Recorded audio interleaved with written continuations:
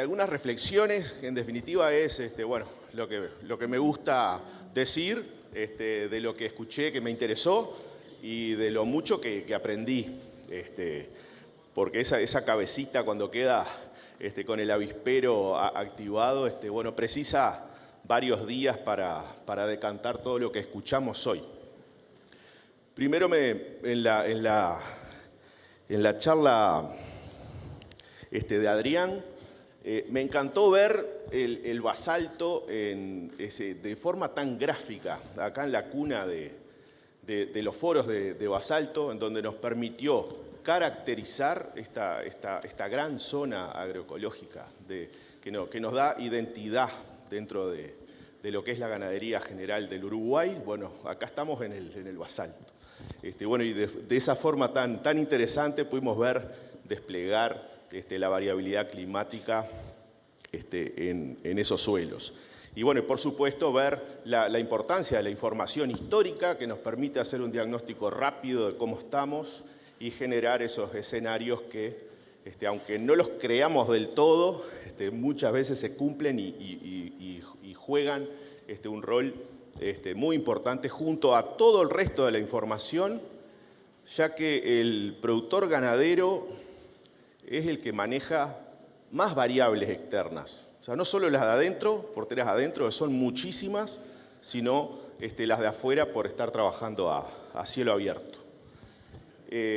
Bueno, de lo de Martín, como siempre tan gráfico, que también nos ayuda a rápidamente mirar y decir, yo estoy ahí. Y ese mensaje que hay que resaltarlo.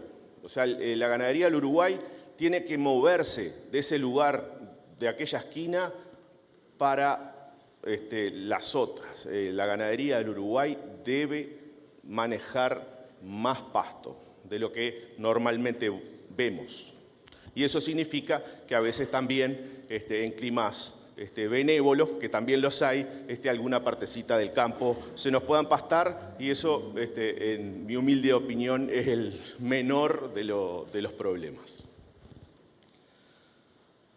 Bueno, ni que hablar que carga segura, adaptar nuestro manejo del ganado en función del pasto que tenemos, para eso monitorear, y la regla tan sencilla, pero lo que nos permite hacer es justamente rápidamente, midiendo y relacionando, nos podemos diagnosticar la situación, y eso nos ayuda a tomar mejores decisiones. Ya en el campo natural vemos la posibilidad de establecer algo que es muy sofisticado, cerrar un potrero para usarlo después, aprovechar cuando el pasto crece y comerlo cuando el pasto no crece. Eso parece muy sencillo, da satisfacción recorrer las rutas y ver durante invierno ese estampado que se empieza a ver de que, bueno, aquello es un potrero reservado y se ve de lejos. Eso yo creo que es de los grandes cambios que nosotros empezamos a ver en la ganadería. Es sencillo, pero hay que hacerlo. Eso funciona también, el campo natural, como módulos de altísima producción forrajera. El canutillo, con esos 10 pasos, permite utilizar un recurso que lo tenemos, pero llevarlo con un cambio radical. En el basalto hay canutillos en los bajos, y bueno, y más acá llegando a Artigas, haciendo ruta 30, vemos que ese canutillo sube a las laderas, también están las cuchillas, medio mezclado con la transición de arena, y bueno, tenemos una oportunidad muy grande ahí. Dentro de las otras posibilidades, quedó bien claro que Artigas es campo natural en su gran mayoría, pero hay algunos productores que tienen 20-30% de áreas mejoradas, productores que no, da ese porcentaje de 8-10% de esos módulos de alta producción forrajera. Hemos visto de forma muy gráfica la oportunidad que tenemos para usar variedades materiales genéticos adaptados no solo al basalto, no solo a la variabilidad del clima, sino al manejo de los productores de la zona. Bueno, de las cosas que más me gustó y más me impactó, bueno, esta barra ya la conozco, pero me encantó ver la generación nueva a nombre de Mauricio Guglieri. Forma parte de una familia del basalto con altísima experiencia en el manejo de las sequías, y me encantó verlo con esa seguridad de las generaciones nuevas, bien preparadas, haciendo esa exposición que de verdad la voy a ver muchas veces, porque el contenido que hay en ella es de verdad fantástico. Todo lo que nos dijeron los técnicos a partir de la investigación, he aplicado con una mirada sistémica muy, muy fuerte, que nos tira muchísimas líneas de qué empezar a hacer. Primero, la idea de que no se hace nada de un día para el otro. Sin agua no se puede gestionar el pasto. Los suelos usados con el conocimiento de ellos y con los pastos que hay arriba. Las estrategias empezando por el campo natural y después agregándole cositas que le falta, como decía Martín, reserva de potreros, manejo de las tecnologías de proceso a conciencia y mezclándolo con la sequía, que es el tema de hoy. O sea, no podemos pensar hacer todos los años lo mismo, porque, como decía el crecimiento del pasto, la normalidad nunca se da. No se puede hacer lo mismo cuando el pasto es la mitad. Entonces, bueno, escuchamos un pool de medidas que no son solo esas, alguien podrá aplicar algunas más, pero otros con la mitad de esas es muchísimo, o a veces una o dos. Así que, bueno, esos son los comentarios que tenía ganas de hacer. Me gustó mucho este primer módulo. Levanta la vara para los que van a hablar después. Así que después de esto, preguntas para tratar de... Lástima que no lo tenemos a Mauricio, pero bueno, vamos con esta barra a ver preguntas. Jorge.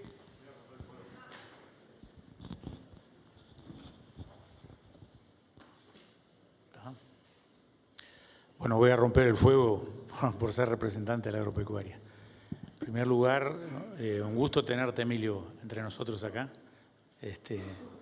Tuviste una tarea muy importante hace unos años y bueno, es un gusto tenerte acá. Y además te felicito por las reflexiones, fueron muy buenas las reflexiones que hiciste. Para Martín, te quiero agradecer el regalo de la regla y felicitar a INIA por el homenaje a un gran profesor que es Elvio Berreta, profesor mío de tesis, un tipo que dedicó toda su vida al campo natural y del cual es muy bueno homenajearlo en esta regla. Sí, sí. El profesor e investigador también. Investigador, sí. Gran compañero nuestro. Exacto. Y tenía alguna pregunta para hacerte.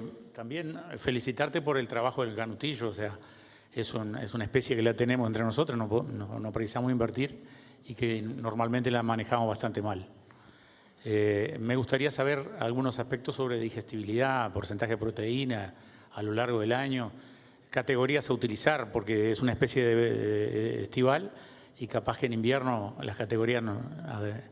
Me gustaría trabajar un poco en tema calidad de forraje para estar más al tanto del tema, ¿no? Perfecto. Bien, es una especie de verano y como especie de verano le podemos mover un poquito con la fertilización, la proteína y también la digestibilidad, sumar un poquito, pero lo que más hace es crecer. Le damos nitrógeno, le damos fósforo y le damos el descanso de pastoreo, pero esas tres cosas. Con eso, y si hay un poquito de agua mejor todavía, si bien aguanta bastante la sequía, cuando le damos la combinación ahí, lo que hace más es crecer. Lo que hace más es crecer y nos da un volumen muy fuerte de pasto en verano.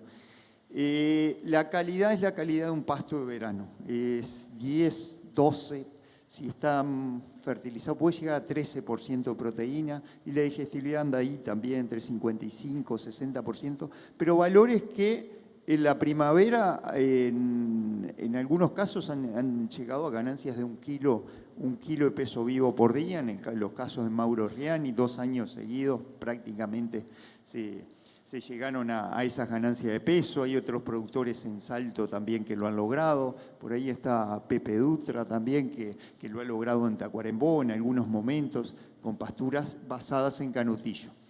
Respecto a las categorías, una pastura más fácil de utilizar quizás cuando hay un ganado grande, novillos grandes, vacas grandes. Pero en la medida que lo empezamos a fertilizar, le empezamos a dar los descansos adecuados, también se puede utilizar con novillos más chicos, podría ser con terneros. Ahí quizás hay un espacio todavía para ver si suplementado esos terneros pueden ir mucho más rápido todavía. Quizás estamos al borde de lo que sería un buen alimento para un ternero. Se puede hacer, y sobre todo se puede hacer y con altísimas cargas animales, 5 o 6 terneros por hectárea cuando está fertilizado y se dan esas condiciones. Se fertilizó, hay un cuidado del pasto y sobre todo un cuidado de la altura del forraje, pensando que es una planta forrajera que precisa altura, pero precisa altura también en una condición de 12-15 centímetros de forraje remanente, y ahí podemos volver muy rápido, en menos de un mes podemos volver a pastorear.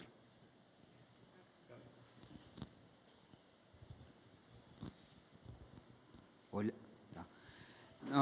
Bueno, muchas gracias por las presentaciones. Yo tenía 2 preguntas, una para Adrián y otra para Martín. La de Adrián, para aprender un poco a nosotros a decodificar los pronósticos estos del niño y la niña, si hay algún momento del año especial donde la probabilidad de que los pronósticos tengan más certeza es mayor, o si son igualmente certeros en todo el momento, en cualquier momento del año. O sea, si tenemos que estar más atentos en algún momento del año a estos pronósticos, o si es indiferente,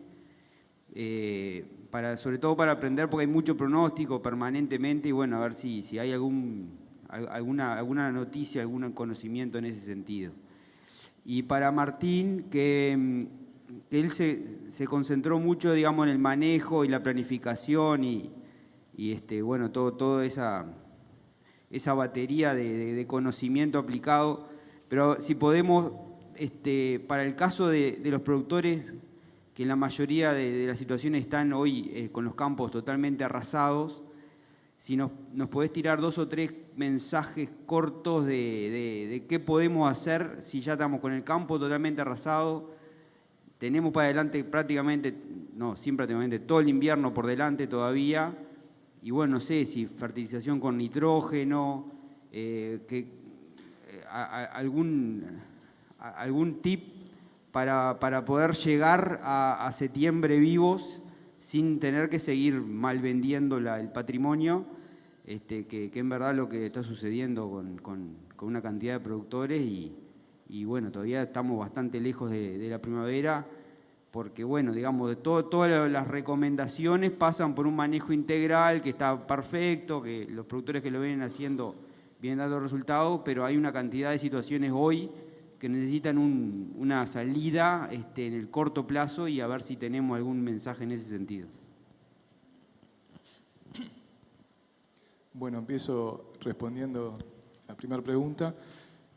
Con respecto a los pronósticos, siempre los pronósticos, tomando la fecha de hoy, cuanto más lejos el pronóstico de la fecha de hoy, mayor es el nivel de incertidumbre que va a tener. No es lo mismo un pronóstico, digamos, de aquí a un mes que de aquí a 6 meses. El pronóstico de aquí a 6 meses va a tener un grado de incertidumbre mayor que el de pronóstico de aquí a un mes. Dicho esto, en cuanto a lo que es el tema del niño y la niña, por un lado yo mostré en la presentación que a lo que es al día de hoy, el Pacífico ecuatorial se está calentando. Eso es real, eso no es un pronóstico, sino que es lo que está pasando. Está cambiando de la fase fría a la fase cálida, está entrando en una fase niño. Por otro lado, tenemos lo que son los pronósticos hacia adelante para la primavera-verano, que yo mostré que al día de hoy indican probabilidades de un 80-90% de que para esa época del año se esté en fase niña, lo cual son probabilidades muy altas. O sea, normalmente no da esas probabilidades muy altas. Después, el remanente de probabilidad que queda es para que estemos en una fase neutral. O sea, son probabilidades altas de que estemos en fase niño y bajas de que estemos en fase neutral, pero no nula.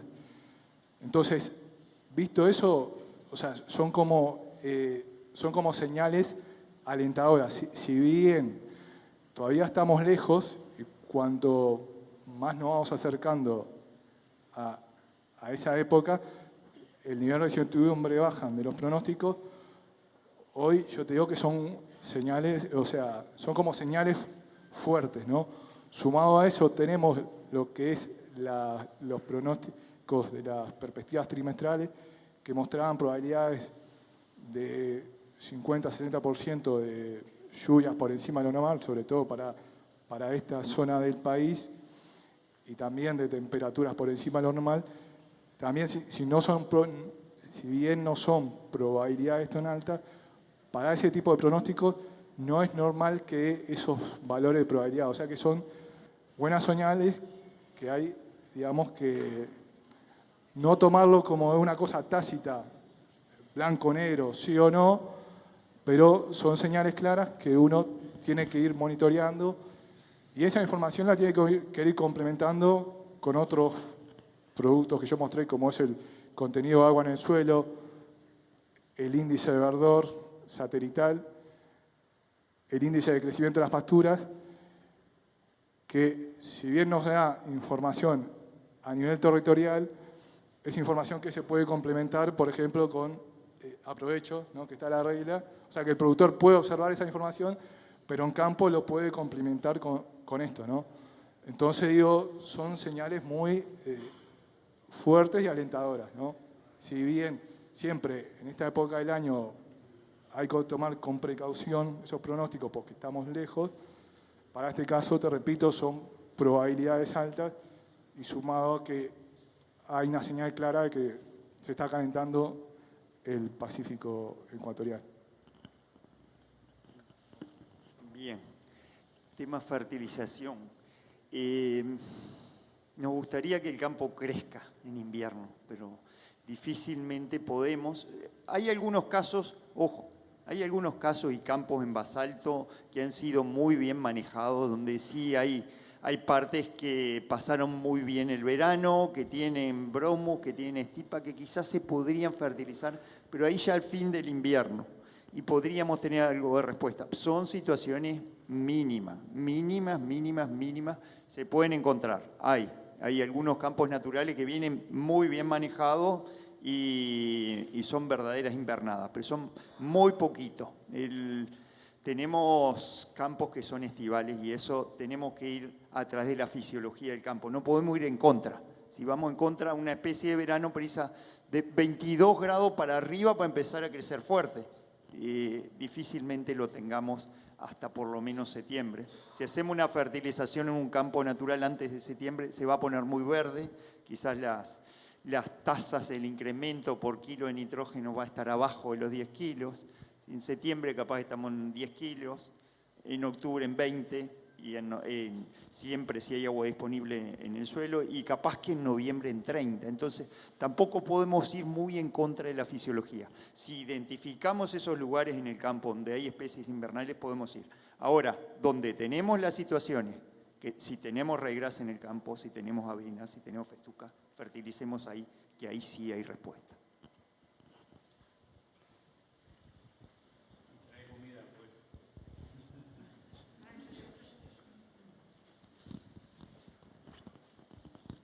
La pregunta mía tiene que ver con el tema Lotus, basalto, más concretamente, o sea, ¿cuántos kilos por hectárea sembrar? ¿De qué forma sembrarlo y cuál sería el mes óptimo para hacerlo? Bueno, esa es otra de las grandes virtudes en cuanto al Lotus basalto. La adaptación a diferentes métodos de siembra es impresionante. O sea, siempre hablando de siembras al voleo. Estos últimos años han habido experiencias ya con nuevas tecnologías, como inclusive la siembra con dron, que realmente se adapta muy bien, porque más allá de que sea con un dron, uno lo está tirando al voleo también. Hay que tener ciertas precauciones en cuanto a altura del dron, viento, etcétera, pero en cuanto a adaptación al método es al voleo siempre, con una pendular, o puede ser, ya le digo, esto último con dron. Y en cuanto a la densidad de siembra, hasta 3 kilos, 3 ya es una muy buena densidad. 3 es una muy buena densidad. O sea, tiene una semilla muy chica, en 1 kilo hay muchísima semilla. Eso, por un lado, es una ventaja porque se siembra, o sea, el costo por hectárea es, no le digo bajo, pero es medio en cuanto a lo que es el mejoramiento. Tiene la desventaja de la regulación, de poder sembrar esos 3 kilos en 1 hectárea, que eso es el gran desafío. Y ya le digo, con estos nuevos sistemas, con drones, eso se hace muy fácilmente. Con una sembradora pendular ya tenemos que estar pensando en mezclarlo con fertilizante, y ahí se recomienda, por supuesto, fertilizante fosfatado, y teniendo la precaución también de no preparar muchas hectáreas, o sea, en la tolva para muchas hectáreas, porque hay un tema de que hay una separación y usted empieza a sembrar y las primeras hectáreas, si no mezcla bien, tira casi todo el lotus y después está tirando solo fertilizante. O sea, ahí lo que se recomienda es ir cargando de a pocas hectáreas, si bien el rendimiento no es tan alto en cuanto a siembra, pero la homogeneidad es mejor. Con respecto al mes ideal para plantarlo. Y bueno, marzo, o sea, ya en otoño, en marzo ya marzo o abril son épocas buenas para la siembra. Lo otro importante que es tener una preparación del tapiz, y más cuando vamos a suelos medios, en superficiales, no tanto porque ya la competencia es menor, pero en suelos medios, un poquito con mayor competencia, con tapices más cerrados, ir haciendo una preparación antes con pastoreos, le digo, en veranos que son, vamos a decir, con lluvias buenas, donde tiene una buena productividad ese campo, para tratar de que cuando al momento de la siembra tenga unos 3-4 centímetros, no más de eso, para permitir justamente un buen contacto de la semilla con el suelo y una menor competencia inicial de ese campo.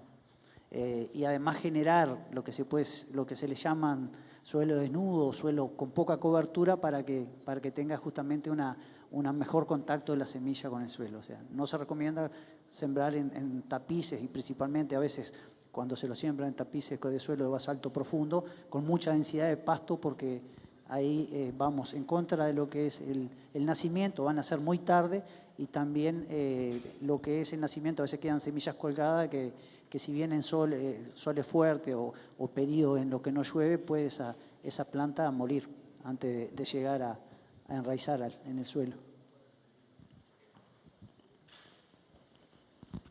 ¿Más preguntas? Allá. Sí. A ver. Y después allá. Bueno, era para Martín, muchas gracias por la regla. Y bueno, como muchos productores acá tenemos el canutillo, que bastante nos ha salvado en la seca también. Mi duda es esta, se habla mucho que dar proteínas o sal proteinada, núcleos proteicos, cuando ponemos el ganado en estas zonas. Quería ver si tú me lo podías confirmar si es así, si ayuda a la digestión. Gracias. Bien, es una estrategia que nos ayuda a utilizar este tipo de forraje. Pero a la medida que lo empezamos a manejar, ya difícilmente, si lo podemos manejar, ya lo vamos a tener de este tipo. Pero sí, es una medida puntual, ayuda a consumir, sobre todo, esta planta debe tener 4, 5, no creo que llegue a 6% de proteína. Entonces hay una limitación muy grande para el consumo. Con una sal proteinada, con una ración con mucha proteína, ayuda a consumir y a digerir mejor este forraje, porque si no, el animal se le tranca el rumen, pues no alcanza el contenido mínimo de proteína. Pero ya cuando lo empezamos a manejar y tenemos esta situación, ya prácticamente no es necesario, o capaz que sería necesaria solo si estamos hablando de terneros muy chicos, ahí quizás podamos tener 10-11% de proteína, y eso no llega a niveles aceptables para un crecimiento mínimo. Pero depende de la situación. En esta situación sí puede ayudar en una medida, pero es muy puntual. En esta situación puede ayudar a ser más productivo también en categorías más chiquitas. Hola. Sí, para cuadro sobre Lotus Basalto, tú dijiste que cuando hay mucho Lotus, alternar la refertilización año por medio, por ejemplo, ¿no? ¿No sería mejor refertilizar todos los años con la mitad de la dosis? Por ejemplo, en vez de poner los 200 kilos años por medio, ponerle 100 kilos de fosforita todos los años y lograr más estabilidad y mejor relación entre leguminosa y gramínea. Sí, es una opción, por supuesto. Casi siempre, o sea, nosotros las refertilizaciones, lo que decimos es que las recomendaciones, si bien damos cantidades precisas, lo mejor es hacer análisis de suelo. El análisis de suelo lo que nos va a decir bien objetivamente es cuánto fósforo nosotros tenemos disponible en ese momento. Y nos da una idea de cuánto podemos llegar a necesitar dependiendo de la opción que tenemos arriba. Lo que hemos visto para Lotus Basalto, y yendo a tu pregunta, es que si bien tienen inclusive implantaciones con bajos niveles de fósforo, para asegurar esa implantación siempre es necesario hacer fertilizaciones fosfatadas.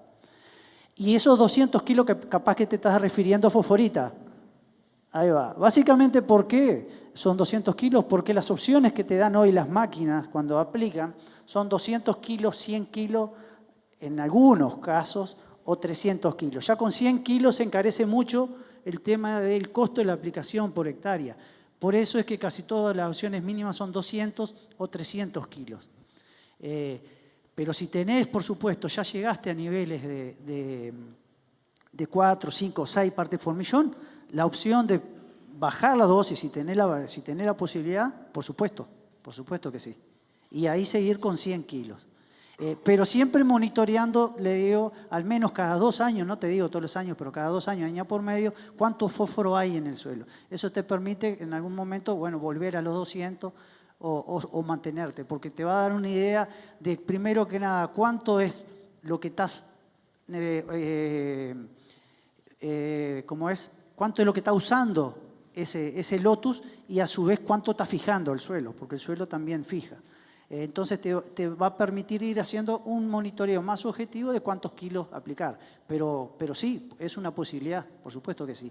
El tema es, ya te digo, poder conseguir la aplicación de 100 kilos. Más allá del costo y de la operativa esa de las máquinas, agronómicamente es más conveniente poner menos todos los años que poner mucho año por medio. Esa es la pregunta. Si llegás al nivel crítico de la planta, ahí vos te aseguras que estás produciendo en el 90% del potencial mínimo. O sea, la respuesta es, llegá a nivel crítico. Ahí después, si estás capaz que 100 todos los años, vos capaz que no llegás al crítico, pero tenés una estabilidad, pero por debajo del potencial. Vas a estar estable, pero por debajo de lo que podías llegar a lograr. Por eso te digo, medimos cuánto fósforo hay y ahí vemos la fertilización. Pero sí, si me decís capaz, de igual manera el Lotus Basalto debe ser de las leguminosas el que menos te canta cuando vos te salteás esto lo digo, no tengo datos reales, pero por lo que uno ha visto a nivel de campo, es el que menos te canta en cuanto si te salteas una fertilización. Cuando ya estás en niveles de fósforo por encima, por ejemplo, de los naturales, ¿no? O sea, si te salteas una, la estabilidad permanece. No pasa lo mismo en un trébol blanco o inclusive en los lotos rincón también, que a veces eso tiene una merma importante.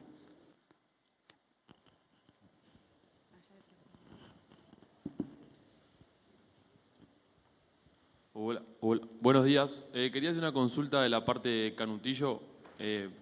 Primero me pareció bien interesante, pero me queda alguna duda. por si no me ven. No, digo que en algunos casos parece ser bastante sencillo elegir el lugar o hacer los cortes donde hacer todo el manejo explicado, pero quería saber en bajos donde no había tanta presencia o no era canutillo lo único que había, si había alguna manera de determinar hasta qué porcentaje de presencia de canutillo es viable o es rentable o se logran producciones que valga la pena hacer todo el manejo, que me pareció muy interesante. Bien, muy buena pregunta. A veces nos parece que no está... Perdón, damos vuelta a los baldes.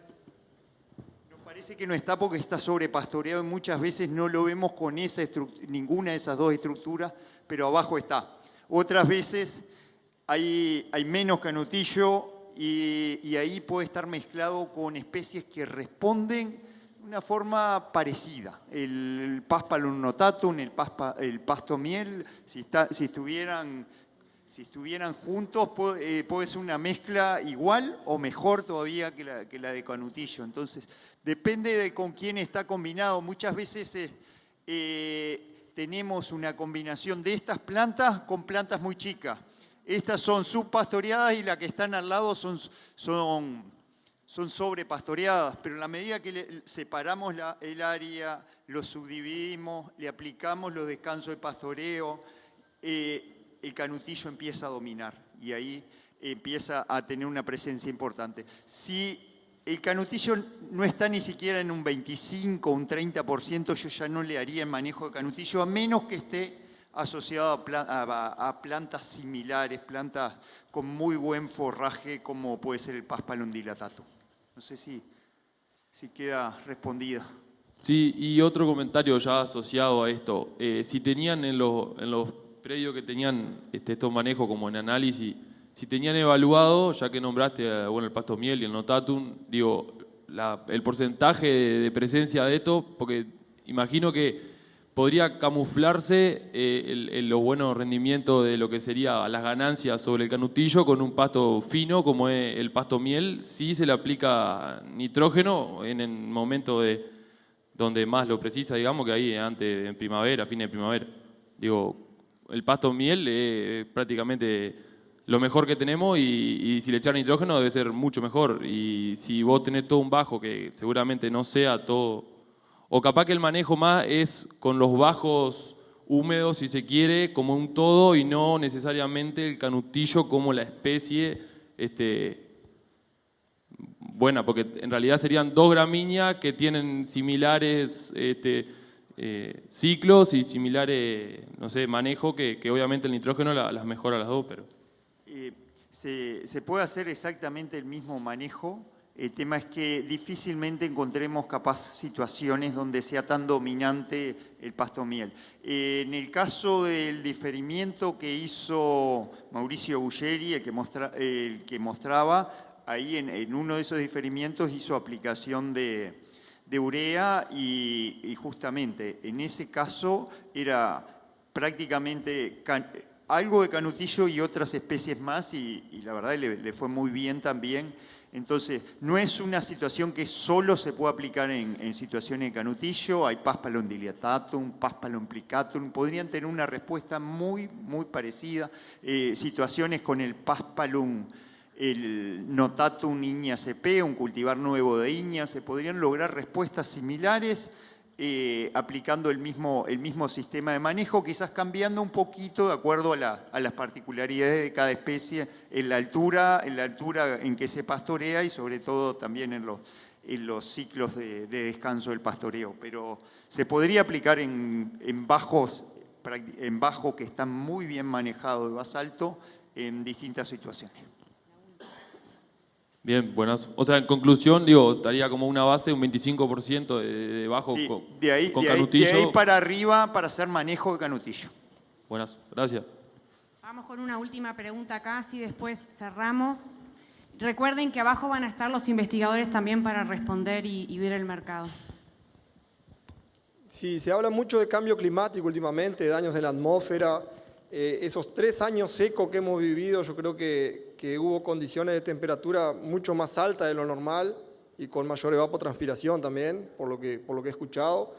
Quería saber y después tengo otra pregunta para Robin también, pero quería saber que hay estudios a futuro sobre la temperatura también, si nos vamos calentando de a poco y si hay que ir acostumbrándose a ese aumento de temperatura o... Sí, con respecto a estudios de, digamos, la temperatura desde que empezó la revolución industrial para acá, promedio de la Tierra se ha venido incrementando y hay estudios del panel intergubernamental del cambio climático que hace proyecciones hacia adelante de cómo puede evolucionar la temperatura de la Tierra si seguimos con el mismo sistema económico basado en el uso de combustibles fósiles. Entonces, si seguimos haciendo lo mismo, las proyecciones hacia adelante, digamos, no son muy alentadoras. Hay compromiso, digamos, de que la temperatura, ahora te lo estoy diciendo un poco de memoria, que la temperatura promedio global hacia el 2050, no me acuerdo de la fecha, no se incremente más de 1,5 grados, porque eso puede tener consecuencias globales. Entonces, para eso es que se está alentando todo el tema de pasarse a energías renovables, ¿viste? Capaz que me mueve un poco el tema de la charla, energías renovables, solares, viento, autos eléctricos, hidrógeno verde. Eso es lo que se llama descarbonización, que digamos, se quiere llegar al 2050 que lo que se emita de CO2, llegamos a una emisión neta de cero, o sea, que estemos en cero y pasarnos, digamos, transformar la matriz energética. Eso Uruguay, digo, a nivel eléctrico lo venimos haciendo, tenemos un montón de lo que son molinos de viento y ahora se está hablando del tema de hidrógeno verde, una planta de hidrógeno verde en Paysandú que hace unos días anunció el presidente. O sea, se está trabajando a nivel global para evitar esa situación. Tampoco es algo fácil. Yo no soy experto en energía, pero digamos, no es una situación fácil, porque digamos, ¿cuántos ventiladores, molinos de viento, paneles necesitas para suplantar un montón de energía que tenés de otra fuente? Y a nivel agropecuario, digo, hoy los tractores se mueven a gasoil. No sé, capaz que el día de mañana se inventa un tractor eléctrico, no lo sé, o uno que se mueve con hidrógeno. Seguramente alguien lo vaya a inventar porque se está invirtiendo mucho en eso, ¿no?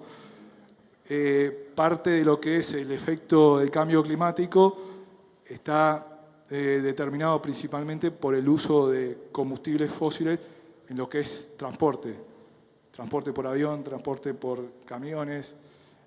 Mucho se habla del efecto del cambio climático, del sector agropecuario, sobre todo en el ganado, de la emisión de metano, como que se lo muestra como, digamos, en algunos sectores, como el gran cuco o el gran culpable, y en realidad el tema del metano, digamos, tenés lo que son las emisiones de metano de fuentes naturales, o sea, lo que serían las vacas, por ejemplo, pero también hay emisiones de metano provenientes de combustibles fósiles. Entonces, hay metanos y metanos.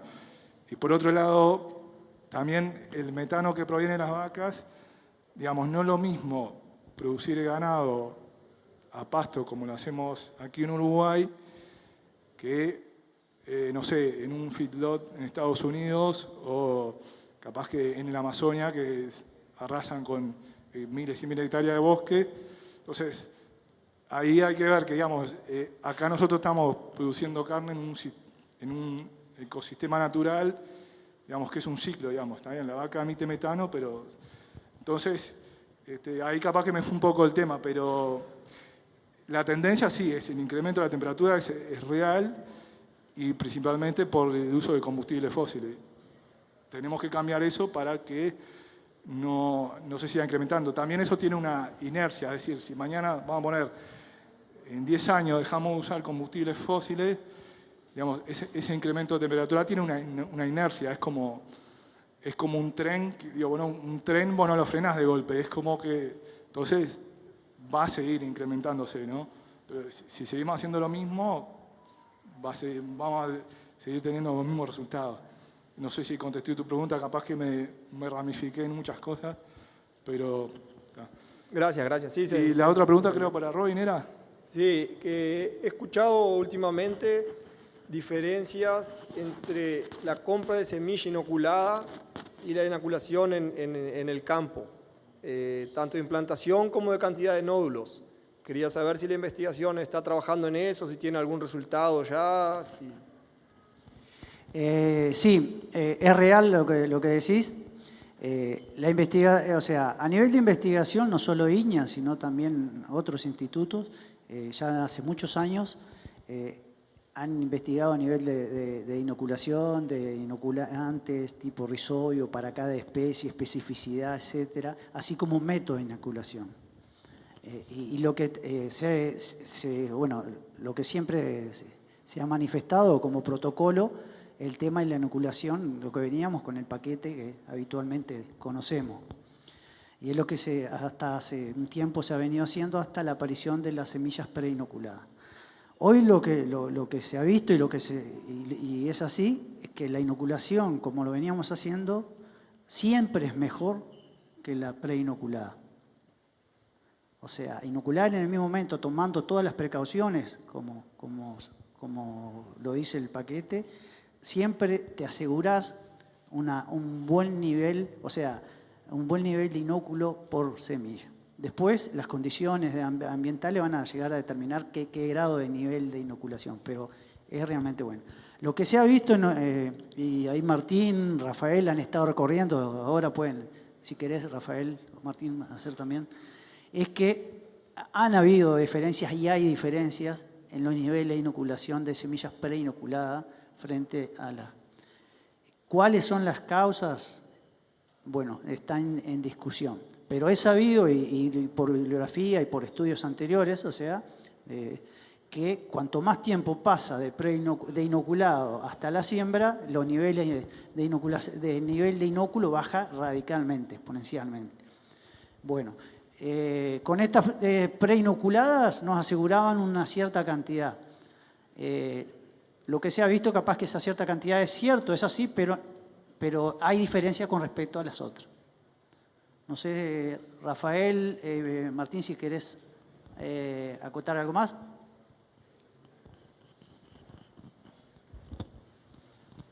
Es una situación que se viene monitoreando. No hay dudas que la inoculación a campo en el momento previo a la siembra es lo mejor, eso es insustituible y eso es lo que tratamos de transmitir todo el tiempo. Las empresas, algunas de ellas han ofrecido otro tipo de servicios, o sea, como un servicio de preinoculación, que bueno, tiene ciertas dificultades que las estamos viendo en el campo, eso es notorio, lo que no significa que en el largo plazo no vaya a ser exitoso una siembra. Desde INIA desconocemos muchas veces cuáles son los productos que están agregando cada una de las empresas, porque eso no está necesariamente registrado en el Ministerio, que es quien controla esto. INIA no es quien controla la situación de las preinoculaciones, eso es controlado por el Ministerio. Tiene que pasar por el Ministerio, tiene que ser registrado. Algunas de estas preinoculaciones no están registradas, eso es una dificultad extra también. Entonces lo que seguimos sugiriendo es inoculen en los campos. Es una tarea que a veces se ve como engorrosa, como dificultosa, es insustituible y es la mejor forma que hasta hoy sabemos de tener éxito en las inoculaciones, sobre todo en campos que no tienen historia de inoculación previa.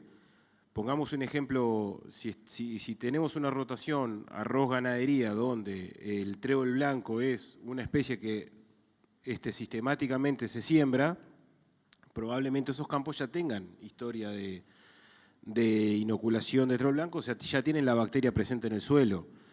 Entonces, capaz que las dificultades van a ser menos. Ahora, si vamos a un campo nuevo, pongámosle un ejemplo de lo que se está pasando hoy con algunos casos, Lotus Iña Basalto, acá lo tengo a Nico al lado, donde no hay historia, no hay ninguna historia de inoculación previa. El campo hay que de alguna forma bacterizarlo, se dice, o sea, que la bacteria sea un componente natural, que colonice, que esté presente. Bueno, eso se va a enfrentar a una dificultad extra. Entonces, es insustituible la inoculación en el campo, y aunque la semilla venga preinoculada, volvamos a inocular. Asesorémonos con la empresa que nos vendió cómo se puede reinocular esa semilla, pero reinocúlese. Eso es lo que hasta hoy podemos decir. Estamos monitoreando algunos de los campos que sabemos que se usó semilla preinoculada. Le pedimos a las empresas que hagan lo mismo con sus técnicos, que recorran los campos, que chequen qué está pasando, y obviamente que den acompañamiento a productores que a veces no... Es la primera vez que hacen un mejoramiento, se enfrentan ante algo desconocido desde todo punto de vista y necesitan tener un apoyo. Eso es lo que estamos, por lo menos desde el lugar que nos toca a nosotros, tratando de apoyar. No, para aportar una cosita. Este año tú no tenías la opción de conseguir semilla. La semilla de Lotus, la demanda supera hasta estos años la oferta y lo que había inoculado. Y la gente, mucha gente o algún caso sé que quiso inocular de vuelta, y por lo menos para el caso mío que sembré todo con dron, puede complicar después la siembra en el dron, ¿no? Tiene que estar muy limpita, muy sequita, no es tan sencillo, ¿no?